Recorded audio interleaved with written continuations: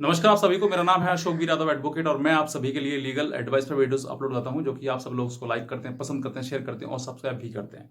और अब तक अगर आपने इस चैनल को सब्सक्राइब नहीं किया तो तुरंत कर लीजिएगा और दूसरे लोगों तक भी इस जानकारी को पहुंचाइएगा, क्योंकि आज के समय जो है वो पति पत्नी का झगड़ा होना एक आम बात हो गई है, एक कॉमन चीज हो गई है। छोटी छोटी बातों को लेकर महिलाएं जो है वो कोर्ट केस पहुंच जाती हैं, थाने में पहुंच जाती है कि मेरे पति ने ऐसे कर दिया। उसी चीज को बढ़ा चढ़ाकर बताया जाता है तो फिर वो पति को भी बुरा लगता है, और जब पति को बुरा लगता है तो फिर दोनों तरफ से डिस्प्यूट जो है वो बढ़ता और बढ़ता और बढ़ता चला जाता है। और एक समय ऐसा आता है कि वो डिस्प्यूट जो है छोटा सा हमारे चार दीवारी के मतलब भीतर खत्म हो सकता था, लेकिन अब वो जो है वो कोर्ट कचहरी और थाने तक पहुंच गया है। तो अब वो समाप्त होने का नाम नहीं ले रहा है। तो ऐसे समय पर काफी समय हो जाता है एक दूसरे को लड़ते लड़ते, मतलब पति पत्नी को लड़ते लड़ते साल, 2 साल, 3 साल, 4 साल, 5 साल, कई साल बीत जाते हैं और एक दूसरे से दूर रहते हैं। तो कहीं ना कहीं क्रोध और मतलब मन में एक दूसरे के प्रति गलत करने की भावनाएं जो बढ़ती जाती हैं। पत्नी ये सोचती है कि मैं इस पर और केस कर दूं, मैं फिर और केस कर दूं। तो इसके चलते हुए जो है 498 का केस हो जाता है, दहेज का केस हो जाता है, मेंटेनेंस का केस हो जाता है, डीबी का केस हो जाता है। ऐसे कई प्रकार के केसेस जो है वो पत्नी अपने पति पर कर देती है। अब ऐसे समय पर पत्नी तो पति पर कर देती है, लेकिन पत्नी ये नहीं सोचती कि मैं अब जब केस करूंगी तो इसका दूसरे व्यक्ति पे क्या प्रभाव पड़ेगा। तो वहां पर जो है फिर पति जो कहता है कि ठीक है तुझे तो केस करना है तो तू केस ही कर दे और मैं अब तेरे को नहीं रखूंगा, यानी कि मैं तेरे साथ में नहीं रहूंगा। तो ऐसे जिद हो जाती है एक दूसरे की, एक दूसरे का ईगो हर्ट हो जाता है और हर्ट होने के बाद जो है एक समय ऐसा आता है कि आप दोनों अलग होने की कगार पे पहुंच जाते हैं और कुछ लोग हो ही जाते हैं अलग।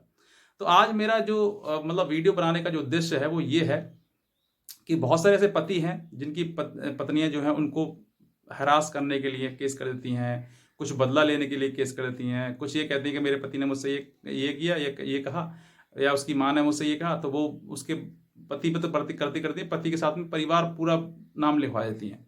तो ऐसे समय पर एक केस 498 का तो होता ही होता है, फिर डीबी का होता है, फिर मेंटेनेंस का होता है। तो आज मैं आपको ये बताता हूँ कि अगर मेंटेनेंस का केस आपकी पत्नी कर देती है और आपके पास नोटिस आता है तो आपको क्या करना चाहिए, किस तरीके से आप इस चीज़ को हैंडल करना चाहिए जिससे कि आप मेंटली भी हरास ना हो, आपका जो दिमागी मतलब चिंता है, टेंशन है, वो टेंशन भी ना हो और आपका सीधे सीधे काम भी हो जाए।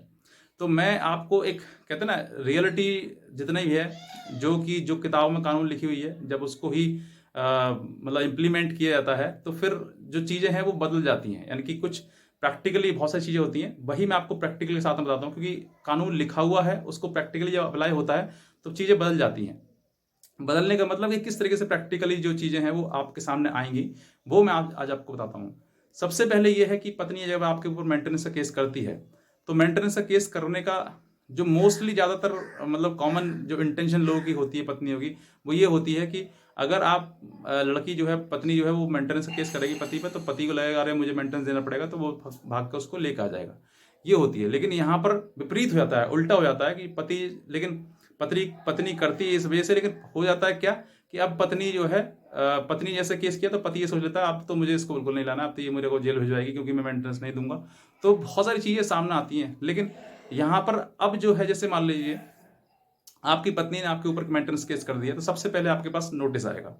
नोटिस मतलब कि आपके पास जानकारी, एक सम्मन, या आपको इस तरीके की इतला होगी कि आपके पत्नी ने जो है इस तरह इस कोर्ट में एक बात डाला है, केस किया है मेंटेनेंस का सेक्शन 125 सीआरपीसी के तहत में, और अब आपको इस तारीख पे इतने बजे इस कोर्ट में अपीयर होना है, पेश होना है। बस इतना लिखा होता है उस सम्मन में, उस नोटिस में।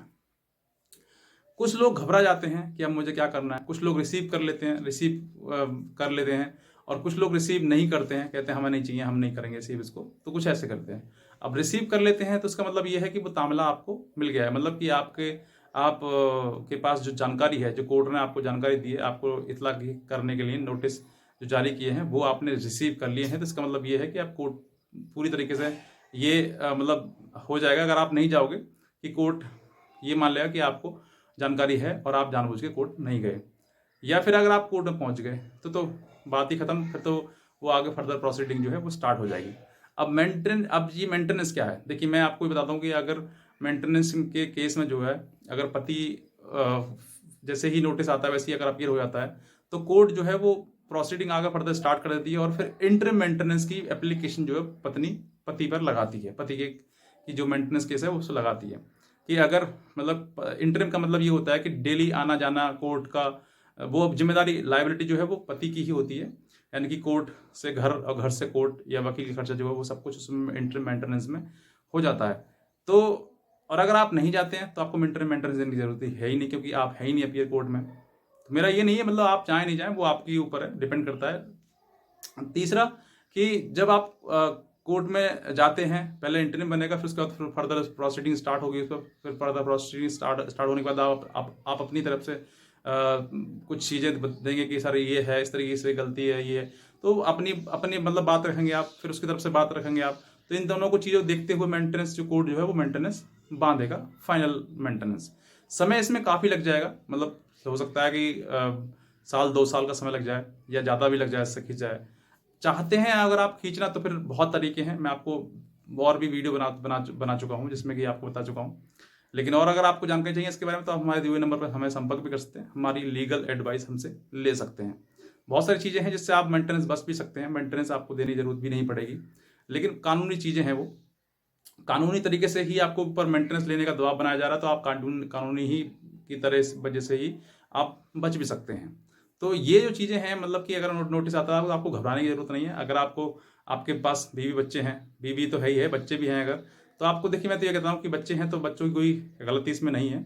आप दोनों की नहीं बन रही आपस में, आप दोनों के झगड़े हैं तो आप एक दूसरे के ऊपर मतलब केसबाजी कर सकते हैं, केसेस कर सकते हैं, एक दूसरे के ऊपर प्रति गुस्सा दिखा सकते हैं, लेकिन बच्चों की इसमें कोई गलती नहीं है।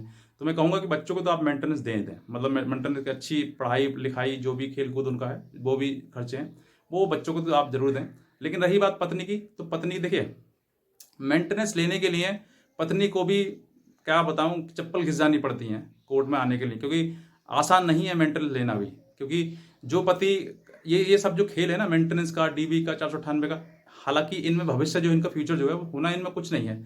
समय की बर्बादी, पैसे की बर्बादी और एक दूसरे के प्रति जो क्रोध है, जो दुश्मनी का भाव है वो बढ़ जाता है। बस यही चीज़ इनके फायदे हैं और कोई इसमें फायदा नहीं है। तो मेंटेनेंस मतलब कि मैं तो ये कहता हूँ, जैसे सोच कर देखिए कि बहुत से ऐसे लोग हैं जो दूसरे का पैसा खा के डकार मार लेते हैं और उसका कुछ भी नहीं होता है। तो और लेकिन आपका तो उधार नहीं ले रखा है, ठीक है ना। तो मैं तो ये कहता हूँ अगर आपकी पत्नी बहुत ज़्यादा बिगड़ैल है, बहुत ज़्यादा गुस्से वाली है, बहुत ज़्यादा आपको नीचे दिखाना चाहती है, बहुत ज़्यादा गलत आपके साथ में किया हुआ है, तो कभी भी आप उसको मेंटेनेंस ना दें। जेल जाने की नौबत आए ना तो चले जाएं, कोई दिक्कत नहीं है वहाँ पर भी, मैं आपसे बताता हूँ आपके लिए। क्योंकि ये सब जो चीज़ें हैं वो डर के खेल हैं, जो डर गया वो मर गया। तो ये चीज़ें हैं, आपको मैं ये इसलिए कह रहा हूँ क्योंकि कानून हालांकि पत्नियों के पक्ष में है, लेकिन वहाँ पर बचने के लिए भी बहुत सारे रास्ते हैं। मैं एक वीडियो के माध्यम से वो उन चीज़ों को नहीं बता सकता हूँ, लेकिन जब आप फ़ोन करेंगे मुझे तो हो सकता है मैं आप इन चीज़ों को आपको बता सकूँ। तो नोटिस आने के बाद जो है आपको घबराने की ज़रूरत नहीं है। अगर आप लड़ना चाहते हैं तो आप लड़ें, और नहीं लड़ना चाहते हैं तो मतलब वेट करें फाइनल मेंटेनेंस का। और उसके बाद जो कोर्ट से जो मेंटेनेंस होने के बाद जो आपके पास वारंट वगैरह आएगा, क्योंकि लड़की को उसके बाद पहले और मेंटेनेंस लगेगा, फिर उसके बाद रिकवरी के लिए सूट डालना पड़ता है, उसके बाद रिकवरी में वारंट होता है। फिर आपको पता वारंट आता है तो वारंट से हाई कोर्ट जाएं, हाई कोर्ट बताएं कि मुझको नहीं सुना गया है, तो फिर कोर्ट जो है वो स्टे करने की काफ़ी फैसिलिटीज में रहती हैं।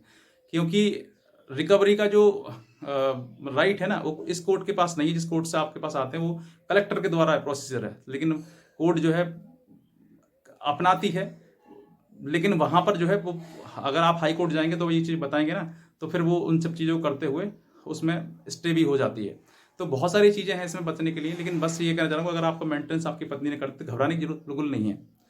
लड़ने की जरूरत है, और थोड़ा समझ कर, थोड़ा टाइम देकर, यानी कि ज़्यादा जल्दबाजी आप करेंगे, जल्दी घबराहट वाली बात करेंगे तो घबराहट आपको होगी, आप परेशानी में आएंगे, आपकी पत्नी को कुछ नहीं होगा। लेकिन अगर आप चाहते हैं कि आपका हरासमेंट ना हो और पत्नी का ही हरासमेंट हो तो लड़ने दो उसको, जितना लड़ती है। एक समय ऐसा आएगा कि लड़ लड़ के वो थक जाएगी और फिर कहेगी मुझे ले जाओ, मैं आपके साथ में रहना चाहती हूँ। कुछ ऐसी हैं, कुछ नहीं है तो फिर अलग हो जाएंगे। तो बहुत सारी चीज़ें ऐसी हैं जो मैं आपको मतलब वीडियो के माध्यम से बता नहीं सकता हूँ, क्योंकि बहुत सारी लंबी वीडियो हो जाएगी। तो बस मैं कहना चाहूँगा अगर आपको और भी कोई जानकारी इसके बारे में आपको चाहिए तो आप हमारी लीगल एडवाइस ले सकते हैं, जिस सामने जो नंबर है स्क्रीन पर, इस पर कॉल करके हमें हमारा अपॉइंटमेंट है जो बुक करा सकते हैं। तो बस मैं इतना कहना चाहूँगा। बाकी आज की वीडियो देखने में आपसे भी बहुत धन्यवाद।